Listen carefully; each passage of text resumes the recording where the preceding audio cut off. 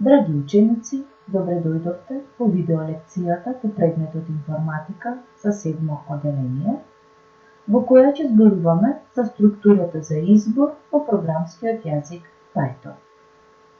Целите на оваа видеолекција се оспособување за конструирање едноставни споредбени изрази, запознавање со структурата за избор и примена на структурата за избор во конструкција на програми.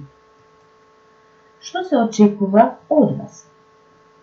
Треба правилно да ја користите структурата за избор, да решавате даден проблем, го пишувате можното решение во програмскиот јазик, самостојно да ја извршувате напишаната компјутерска програма и во зависност од исправноста на решението да ја преуредувате и повторно да се тестира таа програма. На почетокот ќе зборуваме за тоа како донесуваме одлуки во секојдневниот живот. Еве неколку примери. Ако има грешка во задачата, тогаш исправи ја грешката.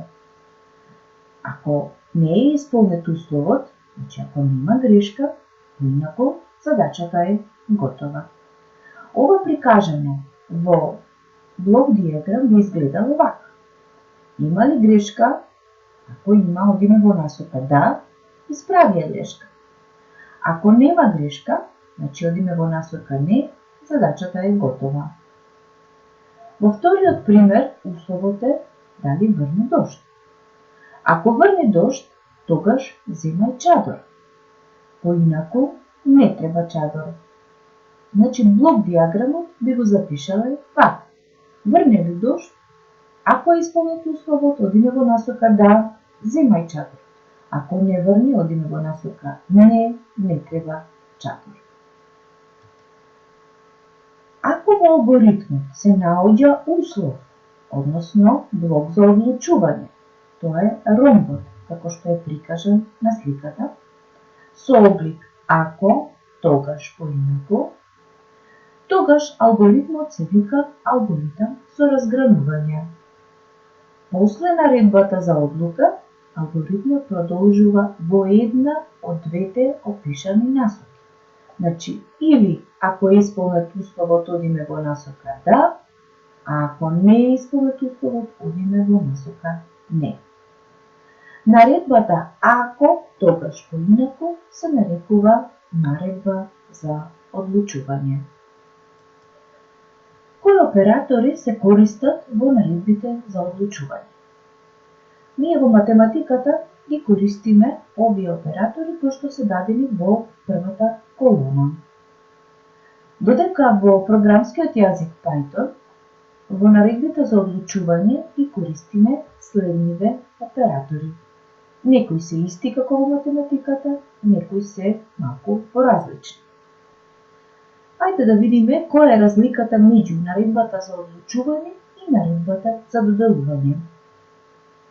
Ако сакаме да провериме дали на променливата А е доделена вредност 5, тогаш пишуваме А, два знаци заеднакво, па 5.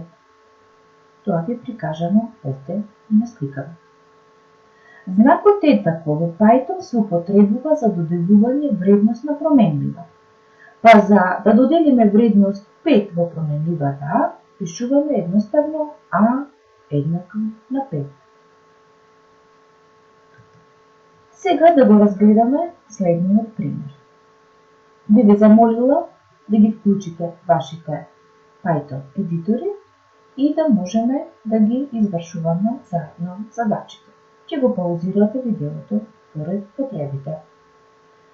Да се направи програма која ќе испише на екран позитивен број ако внесениот број е поголем од 0 или негативен број ако внесениот број е помал од 0. Како гласи алгоритмот? Мора на почеток да имаме влез на бројот А, на вредност А. Ако А е поголемо од 0, тогаш излезот би бил позитивен број, а ако условот А поголемо од 0 не е исполнет, тогаш се извршува излез имаме негативен број. Како тоа би изгледало во блок диаграм? На почетокот внесуваме вредност за А, проверуваме во блокот за одлучување дали А е поголемо од 0, ако е да, пишуваме А е позитивен број, а ако не, одиме во насока не, А е негативен број. Како овој пример би го запишале во програмскиот јазик Python? Прво, внесувањето на вредноста А ни е познато, А е целобројна вредност. Сега, if А е поголемо од 0, после if го пишуваме условот по задачата, тоа беше А да е позитивен број, па запишуваме две точки и после двете точки во нови ред пишуваме print, односно наредбата што треба да следи да кога А е поголемо од 0, значи позитивен број. Доколку овој услов А е поголемо од 0 не е исполнет, тогаш пишуваме во print негативен број. Ако земеме вредност А еднакво на 5, излезот би бил позитивен број. И ако земаме, например, А еднакво на -7, треба да добиеме да пишува негативен број. Секој од вас нека ја тестира програмата за различни вредности на А, и позитивни и негативни вредности. Сега, да го разгледаме истиот овој пример, односно, наредбата if завршува со две точки, кажавме претходно. Следните една или повеќе наредби се вовлечени на десно, забележувате. Вовлекувањето по Python се одредува во делот Options. Стандардно тоа е 4 точки, како што е покажано на сликата.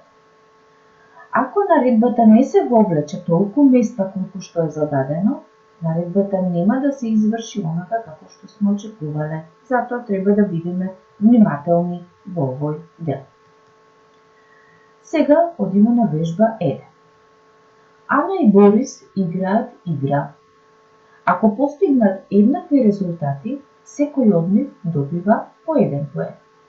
Ако не постигнале ист резултат, еден од нив освојува 2 поени. Напиши програма во која ќе ги внесеме резултатите на Ана и Борис и ќе се испишува дали секој од нив ќе добие по 1 поен или еден од нив ќе добие 2 поени. Да го разгледаме алгоритмот и диаграмот. Значи, ќе внесуваме резултатите за Ана и за Борис. Ако имаат еднаков резултат, тогаш излезот е секој добива по 1 поен. А поинаку, ако не се резултатите исти, Ана или Борис ќе добијат по 2 поени. Ова е блок диаграмот за алгоритм. Значи, ги внесуваме А и Б. Во блокот за одлучување имаме дали А е еднакво на Б. Ако се еднакви, одиме во насока да и секој добива по 1 поен. А ако не се еднакви, односно ако не е исполнет овој услов, одиме во насока не, Ана или Борис ќе добијат по 2 поени. Како ова би го запишале во Python? Ги внесуваме А и Б. Во условот поставуваме А, внимавајте, 2 знака за еднакво Б, значи ова е блокот за одлучување, дали А еднакво на Б, две точки и наредбата print, секој ќе добие по 1 поен. Доколку условот горе после if не е исполнет, тогаш се извршува наредбата после else, односно Ана или Борис ќе добијат по 2 поени. Овде имаме два тест примери кога Ана и Борис имаат различен резултат и кога Ана и Борис имаат ист резултат. Запишете го програмот во Python и тестирајте за различни и исти резултати на Ана и Борис.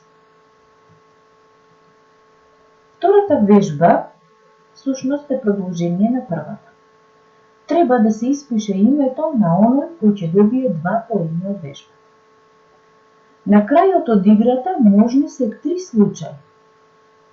Првиот, Ана има поголем резултат од Борис, значи А е поголем од Б. Ана има помал резултат од Борис, односно А е помал од Б. Или Ана и Борис имаат ист резултат, А еднакво на Б. Овде имаме три можности, па една наредба за одлучување нема да ни биде доволна. Како би го запишале алгоритмот? Ги внесуваме А и Б. Ако А е поголемо од Б е првиот услов, тогаш излезот е Ана добива 2 поени.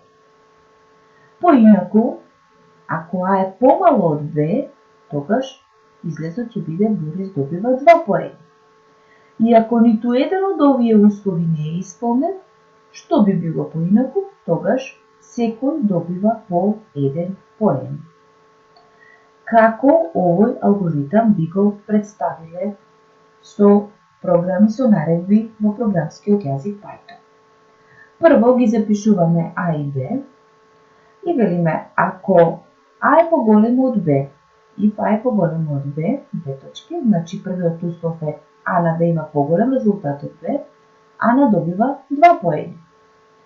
Поинаку, ако А е помало од Б, внимавајте, ел if, поинаку ако. Всушност, условот поинаку ако во Python се пишува elif, што е скратено од else if. И тука го запишуваме условот А е помало од Б. Ако е тој услов исполнет, Борис добива 2 поени. А ако ниту еден од овие не е исполнет, тогаш во else се запишуваат вредностите Ана и Борис добиваат по 1 поен. Значи, треба да внимаваме и да запамтиме дека со elif всушност се запишува условот поинаку ако. Да повториме. Размислете и одговорете на следното прашање. Како себе и на другите би им ја објасниле структурата за избор? Одговорот запишете го во својата тетрадка. На крајот од видео лекцијава имаме еден квиз за проверка на знаењето. Квизот можете да го отворите со скенирање на кодот кој што го имате на екранот од видеото, или пак да го запишете линкот кој што е даден и да го извршите во вашиот интернет пребарувач.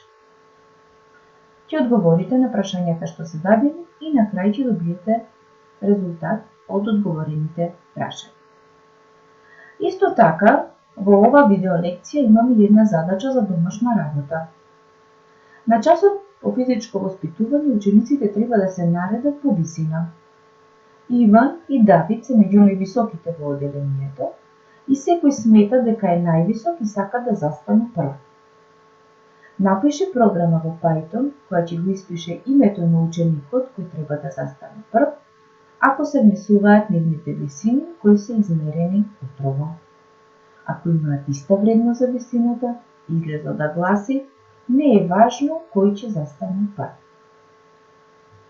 Направете ја програмата во програмскиот јазик Python и тестирајте ја за различни ситуации, за еднакви и различни вредности на висините на Иван и Давид.